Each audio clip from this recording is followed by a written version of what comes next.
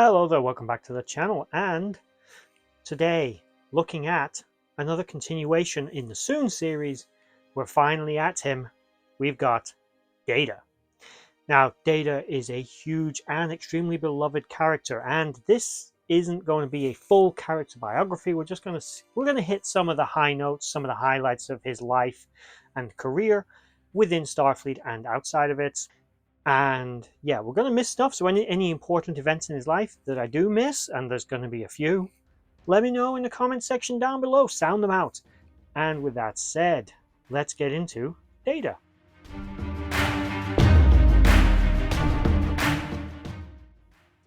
So what do we know about Data? Well, out of universe, one of the first obvious things, played by the wonderful and extremely talented and versatile, sometimes underrated for that, Brent Spiner, who within Star Trek The Next Generation and Star Trek Picard would play multiple different characters, as well as in Star Trek Enterprise, sorry.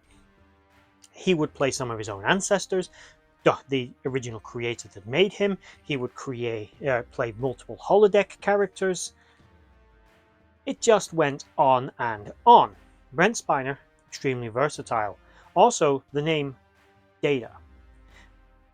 Originally, it was actually meant to be pronounced in the American tongue of Data. But because Patrick Stewart is quite famously English, Jean-Luc Picard. Hello there, quick insert correction. As I'm not American, I still pronounce that like a Brit. That was meant to be Data. That's how it was originally meant to be pronounced. Sorry to the American viewers who may have been confused about what the hell I was talking about. He doesn't pronounce it that way, and it was Data. This actually has become the standard way that his character would be referred to within Star Trek. In fact, Brent Spiner himself has stated that he thinks that this characterization, this way of pronouncing his name, has gone a long way in America to actually changing the way a lot of Americans pronounce Data to Data. Don't know if that's true because I'm not American, but I did read it as part of an interview with him once, so, take it as you take it. But let's get back into universe. Now, depending on how you want to view the Soon androids, he was born/brought online on February 2nd, 2338 on Federation/human colony world of Omicron Theta, which will be later destroyed, thanks in small part to the machinations of his brother Lore by the crystalline entity. He was actually the youngest of his family of androids. The known named older brothers that he has are Lore and B4, and there are two other as yet unnamed earlier prototype androids that were less successful. Now, we've seen how developed B4 was, so we can assume that these earlier models were even more primitive, and they were stepping stones that took us eventually across the stream, and we arrive at the bank of Data. And that, it depends on how you want to see it, as the children of Soon, so therefore his brother would also be Alton Inigo Soon. His mother was Juliana Soon, of course, or Juliana Taylor, and of course his father was Dr. Noonien Soon. And that is his immediate sort of family tree. Upon his rediscovery, he would be determined to be a sentient being, although that would be a controversy later down the line with Dr. Maddox. But either way, he would choose to enlist in Starfleet. Now, part of Data's programming, which was vast and very complicated, as was much of his machinery, including things like being designed to be a flotation device for some reason, Data would choose to enlist in Starfleet, eventually reaching the rank of Lieutenant Commander, which is when we first encounter him, when he has his first encounter with Commander Riker. This early encounter by Riker was a bit suspicious, as Riker didn't really know what to make of Data. He encounters him on the holodeck attempting to whistle, something Data simply couldn't figure out how to do, and I'm right there with you because I can't whistle either. And it was noted, actually, that at this time Data was, let's say, trying to imitate human emotions by doing things like smiling and sort of grinning at Riker in a sort of curious, smug kind of way. Something we wouldn't really see him do again, except on rare instances before he got his emotion chip, when like Q gave him the experience of laughter as a gift. A very touching gift from Data's point of view. He would eventually move up the ranks, of course, becoming commander eventually. At this point, though, he was second officer aboard the Enterprise, which meant you had Picard, you had Riker, and then him in basic order of chain of command. And he wore, of course, the gold uniform. Fun fact, Data was originally meant to wear the same blue uniform as Spock, as many saw him as a Spock substitute for the Next Generation, but due to the android makeup, it clashed on camera, and they ended up swapping him to a gold uniform because they didn't clash as much because he was kind of, gold sparkly anyway, a bit like a Twilight vampire. Oh, I'll never get that comparison out of my head now. So let's hit on some of the highlights of his life. Data would be involved in multiple different timelines that we would see, including one where he traveled back in time to the 19th century and thwarted, some aliens, got his head knocked off, met Mark Twain. That head sat in a mine for a few hundred years until they got it back, and then reattached it, and yeah, that was a whole thing. There was also an instance where he was able to remember information traveling through a different timeline where the Enterprise kept being destroyed as it was trapped in a time loop. Eventually he worked out what the message was because it was very, very basic, but it prevented a collision between the Enterprise D and the USS Britannia. Of course, Data was an extremely sophisticated android, fully sentient as it would be eventually determined by Bruce Maddox, who wanted to actually take Data back to Starfleet to disassemble him in order to replicate him. Now, this was at first going to be simply done. Data was going to go along with it, Starfleet had ordered it, but Picard objected, arguing that Data met the criteria by definition within the Federation of being self-aware and sentient, doing things like reproducing, creating a daughter, Lal. He had developed connections and family. He had the drives and will of his own that were not limited to his programming. His program, in fact, was actually designed to evolve and grow based on his interactions with other people. The positronic matrix of his brain was so sophisticated it equaled that of a human brain in its ability to evolve and adapt and develop new connections, even to the point where Data, although didn't emotionally say miss somebody, because he became familiar with them, if they were suddenly absent from his life, his positronic matrix noticed that absence, and the sensation of that could be considered loss, or a feeling of loss, of missing them.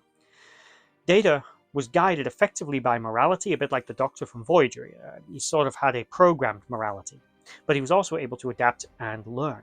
Now, Maddox argued that he was not sentient. Eventually, of course, he was proven to be wrong and incorrect, as we all knew, but Data had often demonstrated that this was not a limitation of his programming. For example, as an android, many would assume he couldn't harm anybody, but he often utilized weapons, injured, even used Starship's weapons to destroy the ships.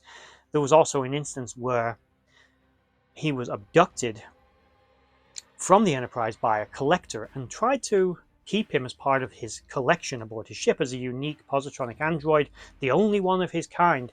Feijo would go, well, I've got you. You are part of my collection now. But when Feijo executed a woman, Data was about to execute Feijo, and he did. This isn't a Han Solo who shot first thing, which was Han Solo. Well, of course it was. Data was firing that disruptor. A disruptor, not only did he know that it was set to kill, and was discharging during a transport of this, and he lied when he got back to the Enterprise, saying, nah, I wasn't, it must have been a mistake. I definitely wasn't firing that disruptor, but that was a Varan T disruptor, a weapon that kills in a particularly nasty way, exploding all your cells from the inside out. It's known to be very painful and inhumane, and as a result, the weapon is pretty much banned in the Federation, which I have a whole other theory on, as whether or not that weapon was actually a Federation weapon, not just banned within the Federation, because only 5 were ever built. But anyway, Data proved that he could develop connections with people, and he had, gone beyond the limitations of whatever programming had been imposed on him, just as his father had wanted. Soon saw Data as a son, not as a creation. Just like he saw Lore, which, worked out a little worse for him, but he saw them as his sons, as his children, not his creations, not a tool, not a machine. Data was the culmination of generations of work by the Soong family to create effectively a new race, which is what would ultimately come of it. As examples of the kind of connections Data would forge in life, he forged, of course, close familial bonds and friendships with many members of the crew. A difficult one for him was Deanna Troi. As she was an empath, she couldn't sense Data, and she sometimes found it difficult to relate to him. But Riker, Picard, particularly Geordi, all became close friends of Data. Not only would they respect him as a person, as an officer, but as a living, sentient entity in his own right, and he held them in equal regard, despite, as Spock would put it, Data had what all Vulcans effectively want. No emotion, pure logic. He had the ability to be the perfect incarnation of exactly what a Vulcan wanted to be, without having to try. But Data wanted to be more human, not more Vulcan. So that was not to Data a weakness, it was a strength. He wanted those females. He didn't see humans as his inferior, as a lesser. He saw them as his equals.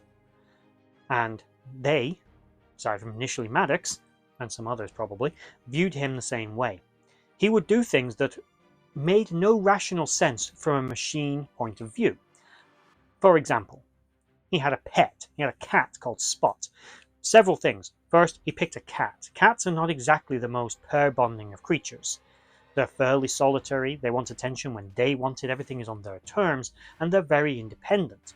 Now that's fine, especially for an officer in Starfleet. It means you don't have to look after it as much, it can toddle about the ship, it'll make its own way around and look after itself. It's not a dog that it constantly needs affirmation and attention for the most of the time. Speaking as a dog owner, that is something my dog tends to need quite a lot. He's very needy. But of course, a cat is a much more autonomous, independent creature. Now, there's no reason to have this. Why have it at all? Because he wanted it. Because he had a compulsion. Because he made a decision, whatever that decision was made on. Not an emotional one, clearly, but clearly there was something else going on there. He also, let's touch on it, he had multiple relationships with female members of the crew. Notably Tasha Yar, who he would have his first sexual encounter with that we know of. He would also later date another member of the crew who I only presume their relationship was sexual, but it's relatively irrelevant. It was definitely an emotional one, as she was attracted to him and pursued him, and he embraced the relationship, but eventually it did break down because he couldn't really give her the emotional connection that she required. It wasn't until many years later when Soon created the emotion chip and gave Data the ability to truly feel that he could begin to experience life more closely to being human. Although at first the emotion chip, of course, was very unstable and did actually cause him great pain, but he eventually was able to control it, even able to turn it on and off eventually. And even when active, overcome things like the fear responses and embrace things like a disgust response, because why the hell not? Something kind of enviable, as Picard would note when dealing with the Borg, how Data was simply able to turn off his emotions for dealing with the Borg. Although the Queen was also able to turn them back on and then use them to seduce him, and there we have another encounter. Let's leave it at that. Let's none of us picture that. I mean, unless you want to. Knock yourself out, that's your thing, go for it. Alice Krieg, Borg Queen, beautiful woman, Data, handsome man, yeah, go for it. Anyway, Data, of course, would eventually meet his semi-final end when he sacrificed himself to save Captain Picard, beaming him back to the Enterprise E, and then firing his phaser into the core of the trilithium core of the Scimitar, the Riemann warbird and flagship of the Romulan-ish, Riemann-ish Empire at the time, destroying the ship and himself, but not before he downloaded much of his consciousness into his brother B4. This would, of course, later, in 2399, result in the beginnings of the first steps towards his resurrection. He would face a sort of digital death and then a full restoration into a golem, another android-esque body created by Alton Soon that initially contained the memories of multiple different individuals like B4 and Lore, but eventually it would become purely Data. And we would finally see him restored in his probably closest to human he was ever going to be, in its full emotional but still android glory. Incidentally, if you're curious as to why Data seems to age in the show as the timeline goes on, this is because Dr. Noonien Soon wanted Data to be able to approximate human as close as possible. Now, there is a sort of circular argument here where I want to go back to the beginning of my sentence again and state, if he really wanted him to be as human as possible, why did he make his skin gold? Well, gold, sparkly, white, whatever it is. Why not make it this color or black? You know, an actual human skin tone. Why not give him more human eyes? There's no reason he couldn't. Synthetic appearance of human had been around for a long time by this point. There was no reason he couldn't have done that. He just didn't. But he did create Data to simulate aging. Basically, there was a program that externally would make Data appear to age. Hair would change color. He would appear to maybe gain a little weight. His bulk, his shape would change a little bit. I can only assume that this is something Data could reverse or turn off if he really wanted to, but he never did, and that's actually why Data changes from this sort of skinny pup of a android to a bit more of a mature-looking individual when we see him many decades later. That's because he was designed to do exactly that, to grow and adapt and radiate outwards as a human would do. And that is the actual in-universe explanation as to why an android ages, and it's a pretty damn good one. Another aspect of Data's personality that shouldn't be ignored was artistic expression, another frivolous activity from an android point of view or synthetic. But Data enjoyed painting, he enjoyed music, he even became, I'm going to say the Data equivalent of frustrated, that he couldn't create originals. He could perfectly imitate the greats, but it lacked soul. There was no mistakes, no individuality. He could perfectly replicate the music by any great violinist, say, but he wouldn't make the mistakes. He wouldn't have the heart behind it. And that was something that he greatly desired to have. And the fact that he desired it, again, is an indication that Data was more than the sum of his parts, and that Noonien Soon really knew what he was doing when he built Data. Now, we could go on and on and on about Data in this episode, because he has been in Starfleet for decades. He has accomplished a great deal in his career and in his life. Made a lot of friends, made a lot of attachments, and done many things. Saved the Federation, defeated Romulan armadas, helped defeat the Borg. He has secured diplomatic borders. He has learned how to command starships. He has advanced scientific knowledge and information for the entire Federation, and as an entity himself, he is the effectively progenitor of an entire new race, which we will get to, but not in this video, because we could literally go on pretty much forever talking about his deeds and accomplishments and all the inner nuances and facets of him as a person. The bottom line, Data is a person. Data was an accomplished officer, an accomplished musician, a humanitarian, for lack of a better term, in a universe made up of multiple species other than humans, and he did great things that should be remembered as great things. Just because he's an android doesn't exclude him from that legacy.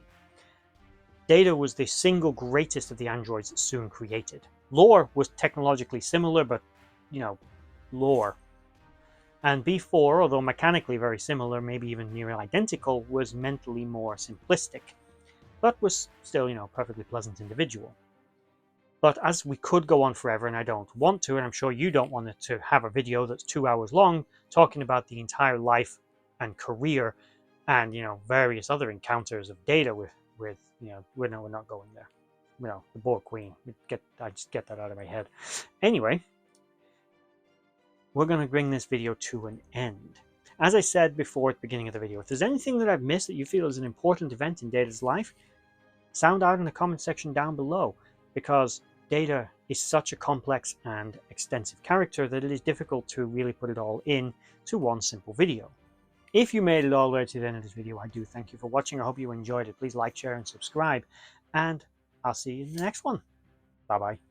Real quick before we go, a few random bonus facts for you. If you did actually make it all the way to the end of this video, congratulations! You get to hear a bit more of a ramble about a few random Data facts. One random Data fact you probably could guess is more about his pet cat Spot. Spot, of course, throughout the run of the show was actually played by multiple different felines, and again, different one in the Generations movie. Reasons for this are varied, but pretty obvious. It's a cat, they figured they could get away with it, but if you actually pay attention, it's a completely different breed in some seasons. So there's that random little factoid. Data actually added a program to his own programming, as he often did in his journey to become more human. One of the more notable ones was that he added a program that he wrote himself that would give him the ability to dream, just like a sentient being would. And he started to do things like sleep, which when you really think about it, Data doesn't really need to do because he's effectively a computer. Sorry, he is a very intelligent, sentient, fully self-aware computer, much like, Agamus, but not evil, like Lore or Agamus or all the other deranged computers created in the Federation and beyond. What is it with rogue and insane AI in Star Trek? Worst and most egregious combination of that was when Admiral Les Buenamingo built the USS Texas with its nice onboard AI. So not only do you have evil Admiral, which, is a bit of a cliche in and of itself, but then evil AI. Going a bit off course, sorry. Another interesting little aside was when Data was actually killed in Star Trek Nemesis. This was on request of Brent Spiner, much like how Leonard Nimoy wanted to be killed off in Wrath of Khan. They wanted Data to just keep going and going and going, but Brent Spiner actually felt he was getting too old to play the perpetually youthful Data. And really, when you look at Season 1 Data from Next Generation and look at Data in Nemesis, you can see obviously the actor has aged, as all human beings do.